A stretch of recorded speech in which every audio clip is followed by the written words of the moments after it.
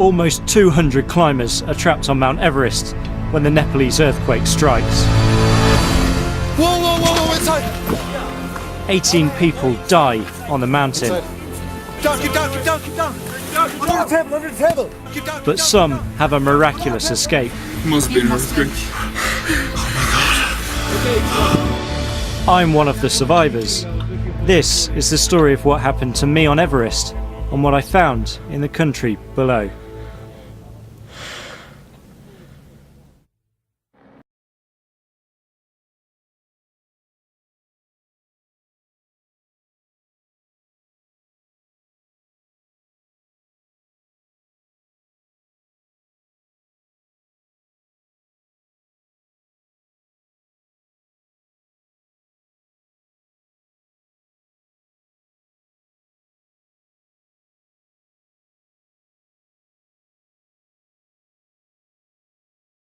And this is the view from my office. I'm here to film the British Army Gurkhas as they try for the summit. So we're now heading over to the Gurkha expedition tent. They're a very friendly bunch, so we're going to say hello to them.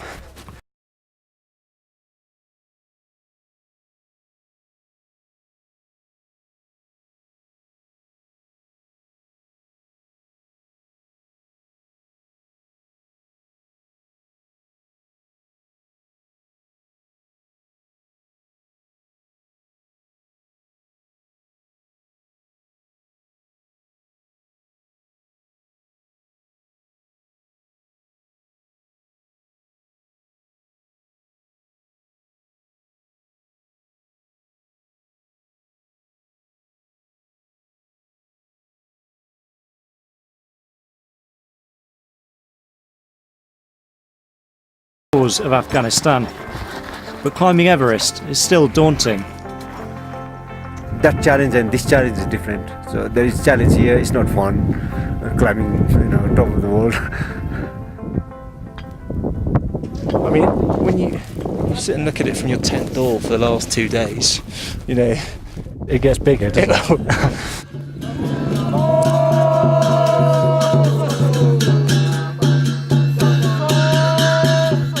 The Sherpas are our guides and protectors.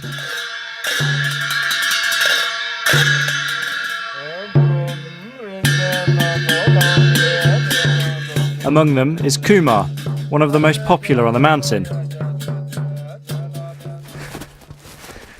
I had no idea that you were a barber as well.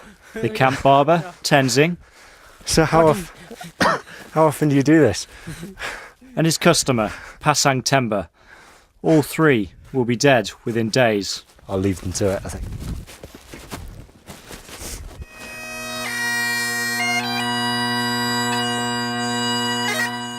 The next staging post is Camp 1. To get there, we have to go through the infamous icefall. 16 Sherpas died there last year. The Gurkhas take a moment to pay their respects before we set off from base camp.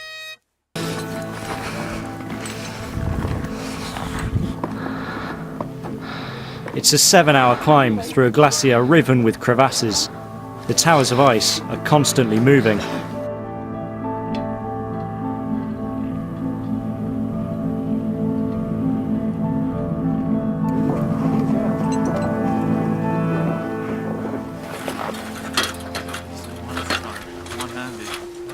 The Khumbu Icefall is split into loads of different crevasses, and a way of getting across the crevasses is these ladders. There's quite a big drop down there.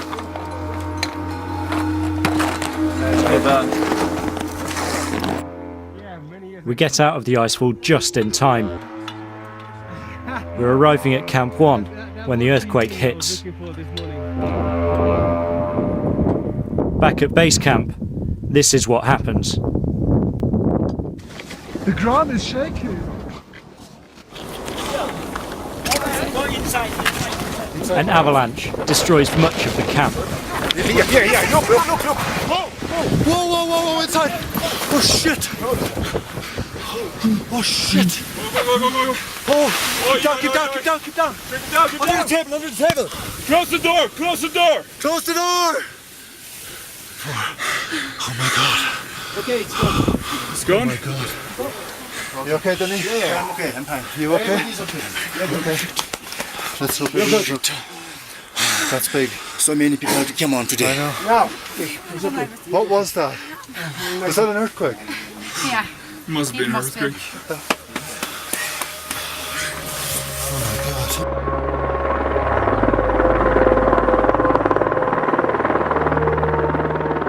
18 people die at base camp. These news pictures show how the injured were rescued and how the most severely injured were airlifted out. But up at Camp 1, we have no idea what's happening.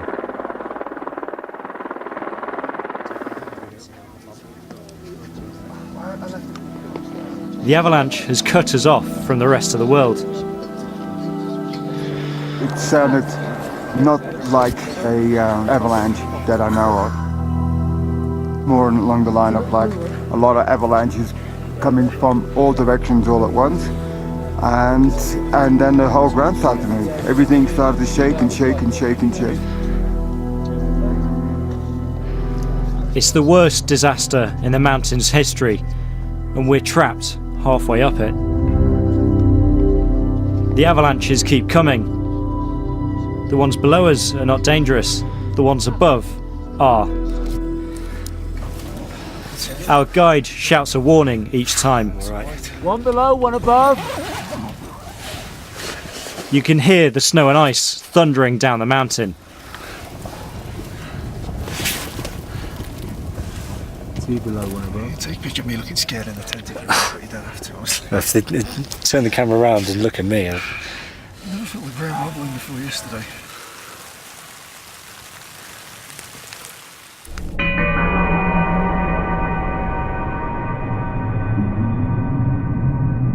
Camp 1 is always dangerous. It's so prone to avalanches, you only stay for 18 hours on a good day. Almost everybody thinks we're going to die. We try and carry on as normal. How many guests do you have left? We have one full and one part. We're fine. Yeah, thank you, Tunde. Our Sherpas help keep us all alive. We're surrounded by 3 of the world's tallest mountains. We have no way out, and food supplies are running low. What does that say? We're going to stuck up here for 4 days, like. I was going to say eat my shoes, but you can't eat these. Water is vital at altitude, and the precious gas to boil snow is running out.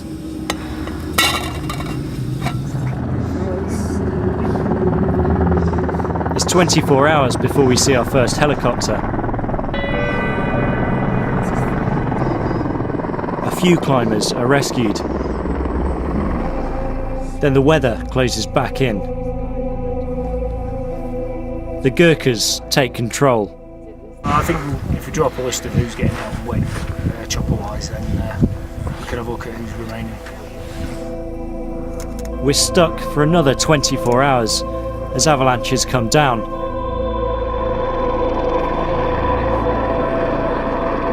Then another helicopter gets through. I'm on my way.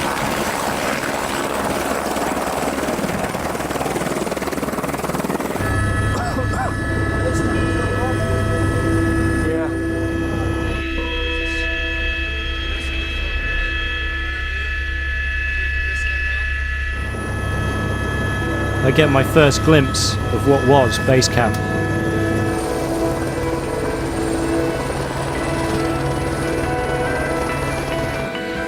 It's unrecognisable from what we left behind. Amongst the random objects strewn down the mountainside is an old sofa. It allows me a moment's rest.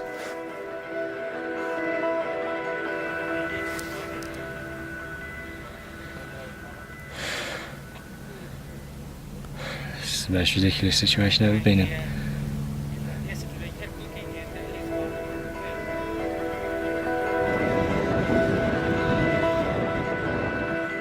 The area where the Gurkhas had left their tents has been wiped out.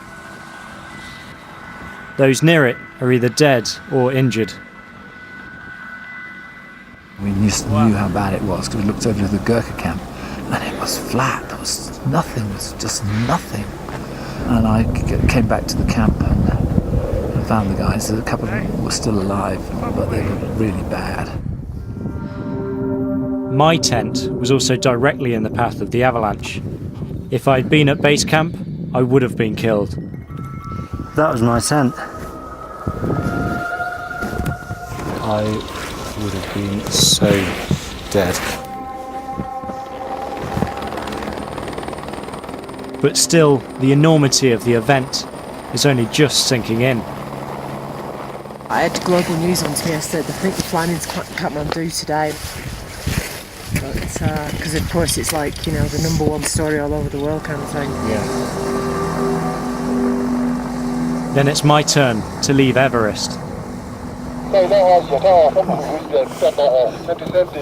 Yeah. Yes, I'm going to send Tom now, and I'm going to send the bags. Okay, cheers. The bodies of the climbers are covered with orange tents. It's the last thing I see before I leave. Among them, Sherpas Kumar, Pasang Temba, and Tenzing. Away from the mountain, the devastation is far worse. More than 8,000 people have died.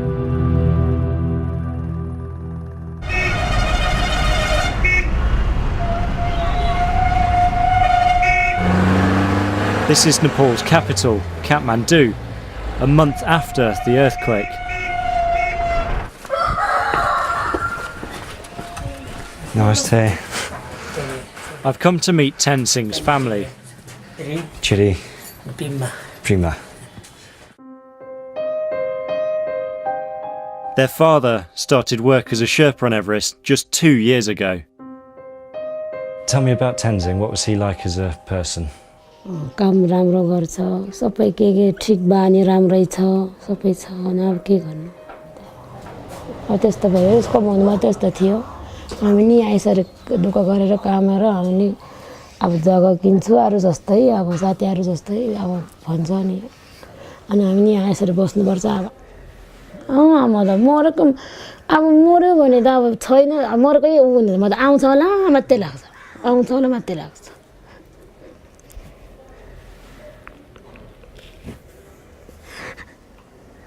मर्न होला फर्केर आउँछ मात्रै लाग्छ आगो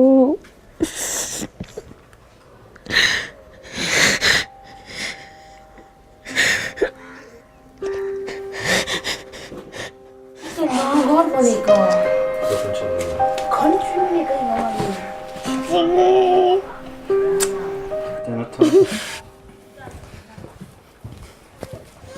Namaste.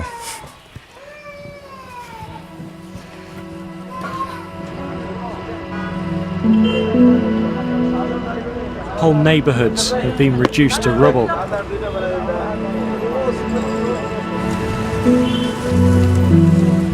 Everywhere you go, you meet victims of the earthquake. This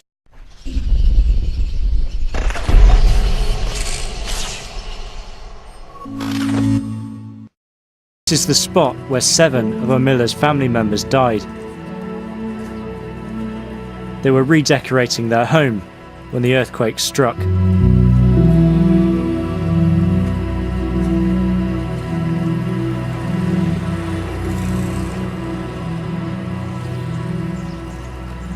This is, I believe, the first time they've been back to the site where their family lived. It's not exactly going to be easy for them.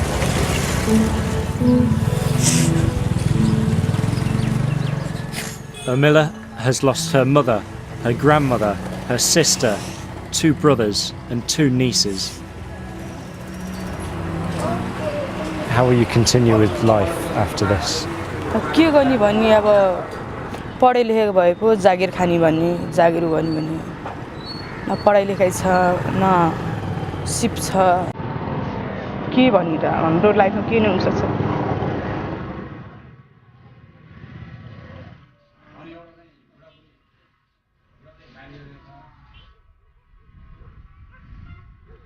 The buildings still standing are often dangerous.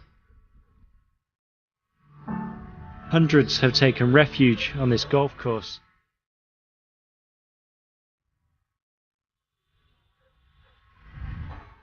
Many rely on charity and foreign aid. We need help.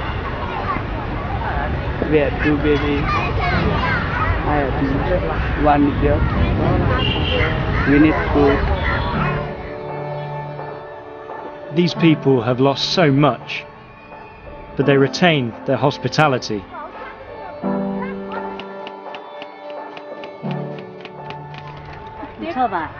I'll try some, but it's yours. All right. Thanks. So even after everything that's happened, their generosity is unbelievable. Just offering me food, and these guys have got to stay in tents, and they're still trying to help me out.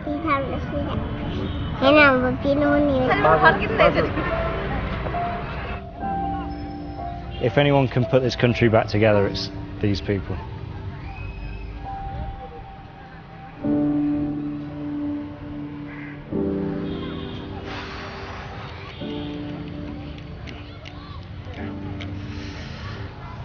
I'm normally pretty good with words, but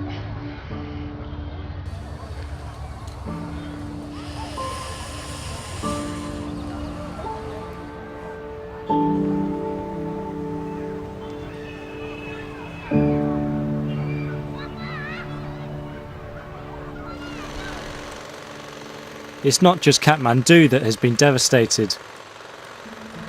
Much of the country is in ruins.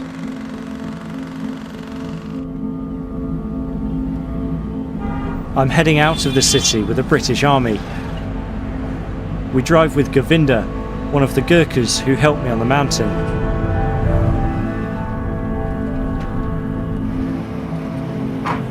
So at the moment we're trying to catch up with a couple of Gurkha Land Rovers to go to the village of Preeti to deliver aid. It's the first time aid's been delivered in this particular place. We're heading to a remote region which was hit by a massive aftershock. It's a grueling 48-hour journey. Every town and village along the way has been severely damaged. This is the town of Jiri, and almost, well, as we drove up, every single house we saw has been either destroyed or cracked to a point of being condemned. It's painfully slow going for our aid convoy. At the moment, they've got a flat tyre, and they're doing what the locals seem to do best, is repairing on the move.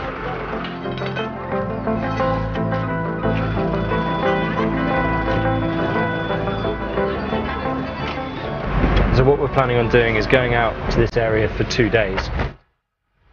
And that will give the Gurkhas a chance to work out exactly how much damage there is and what they can do to help the people there, and us a good opportunity to see how they do it. And we've stopped already.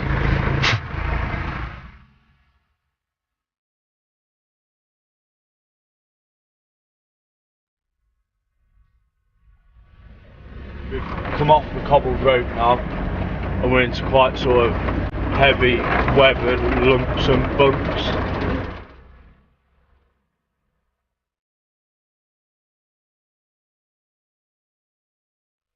As the roads get worse, the aid lorry struggles to make it up many of the hills.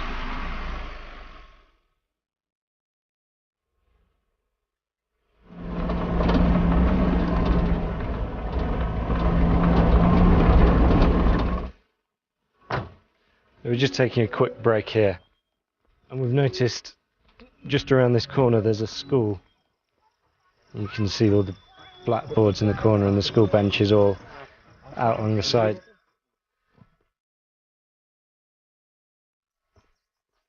A few kids have come to say hello. You can see where the roof is all collapsed over there and all the walls caved in everywhere. There's still all the textbooks and bits of maths paper and all sorts lying in there. More than 1 million pupils have had their classrooms wrecked. There's 8 classes in this school, so how they're going to teach 8 different groups of people, I'm not sure. That's it. 2 benches in a tent.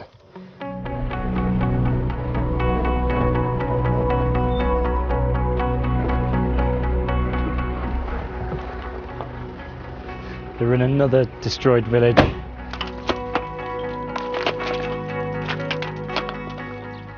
Slowly trying to demolish their homes so they can start again from scratch and use the building materials that they've got left. At the end of this road you could probably walk for 5 days and still be finding new villages, which is why it's so difficult to get aid to places and why the Nepalese people have to be so resourceful themselves to actually create somewhere to live. We've been travelling for 2 days and we've scarcely seen an undamaged building.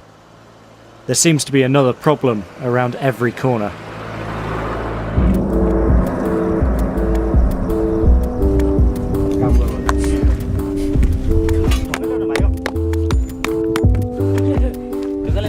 The Nepalese people are rebuilding the country stone by stone.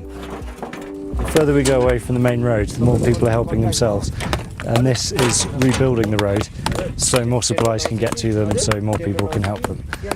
It's quite ingenious the way they make it. They just hammer rock straight on top of the dirt.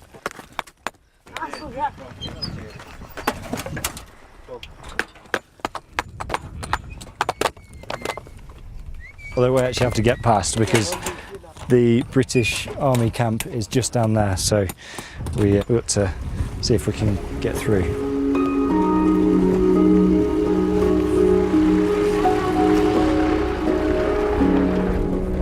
We're just heading on the final stretch to the village of Preeti.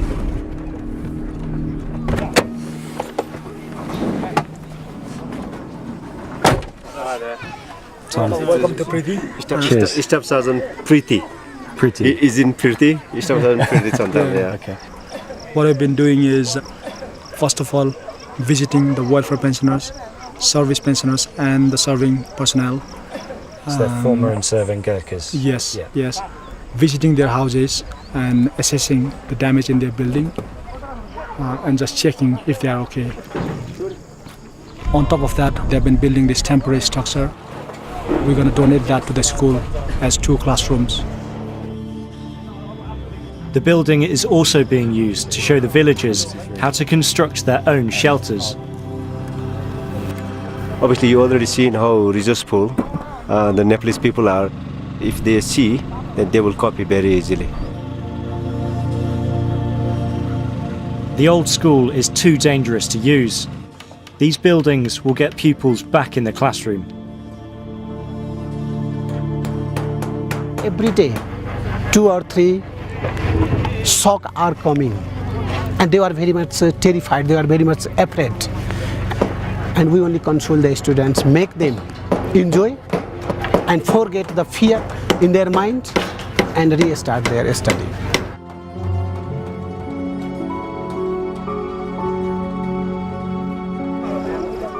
The Gurkhas give materials to the families of soldiers to help them put up shelters.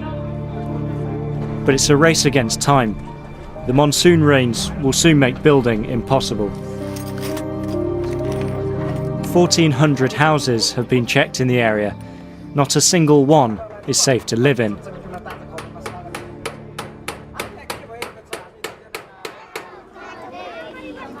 Another 6 classrooms will still be needed for all these pupils. Here 2-3 class students sitting under that tent.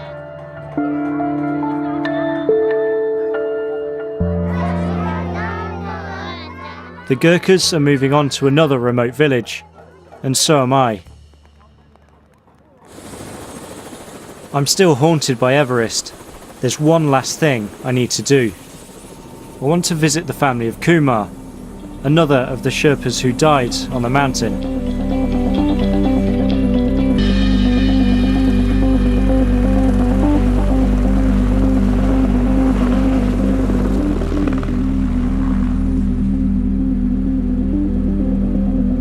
I feel apprehensive. I can't stop thinking it should be Kumar returning home, rather than me.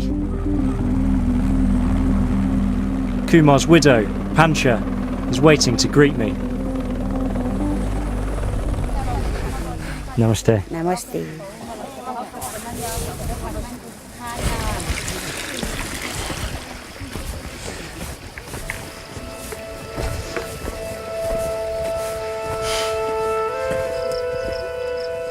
We walk 2 miles up the valley.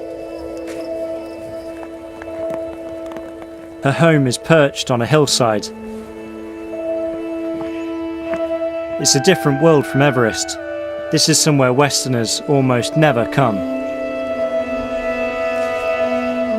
How did you find out the news Kumar had been killed?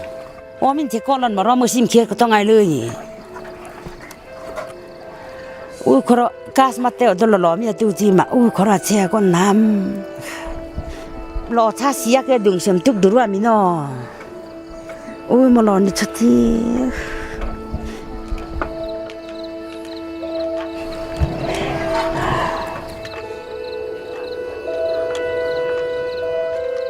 Pancha is surrounded by her family, but there's obviously a deep, entrenched sorrow. Despite all that they're going through, I'm still offered food and a place to stay overnight. Once again, I'm touched by their hospitality.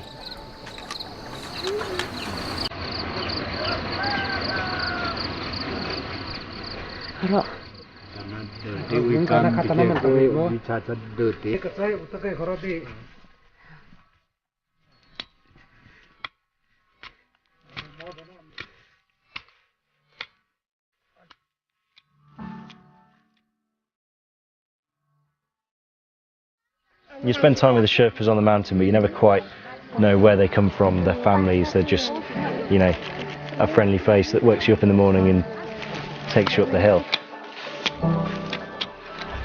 That, coming out here and seeing, you know, where they live, what they left behind, and what they were risking by helping Westerners get to the top of the mountains, quite poignant. They're leaving all of this behind, and you never quite appreciate that until you get there. My time in Nepal has come to an end. I escaped death on Everest, but many here weren't so lucky.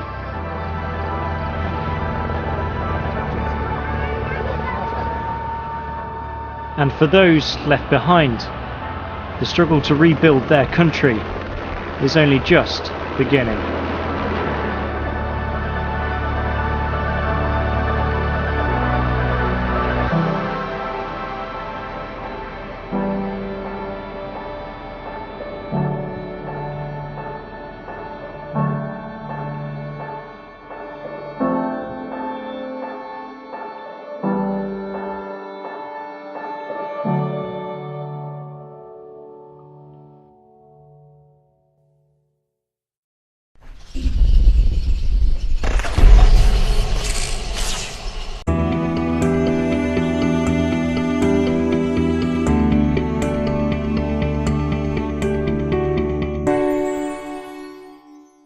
For the last 2 days, you know, it gets bigger, doesn't it?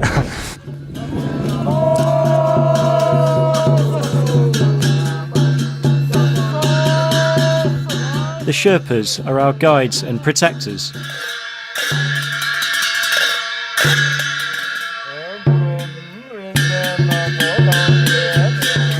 Among them is Kumar, one of the most popular on the mountain. I had no idea that you were a barber as well. The camp barber, Tenzing. So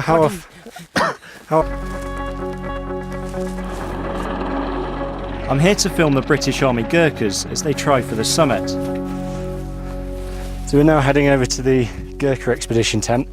They're a very friendly bunch, so we're going to say hello to them.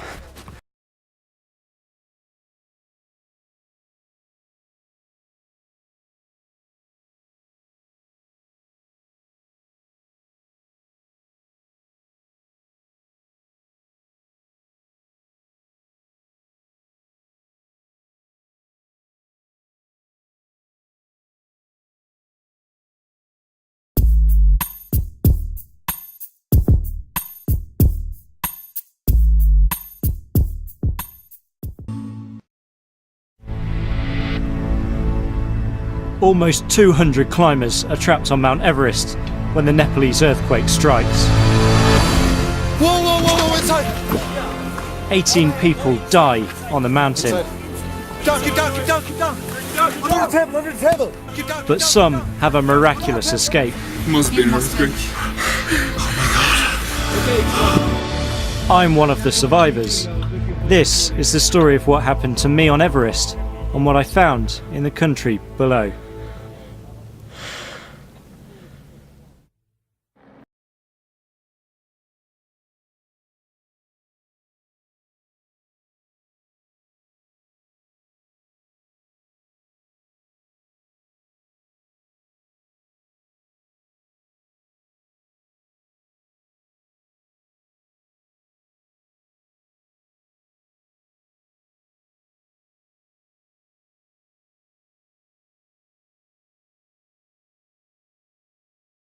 And this is the view from my office.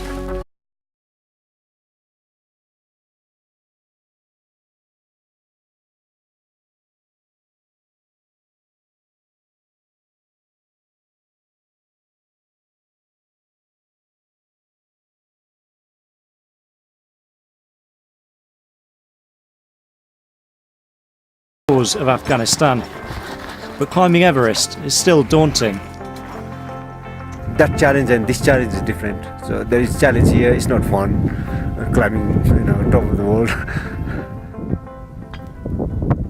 I mean, when you sit and look at it from your tent,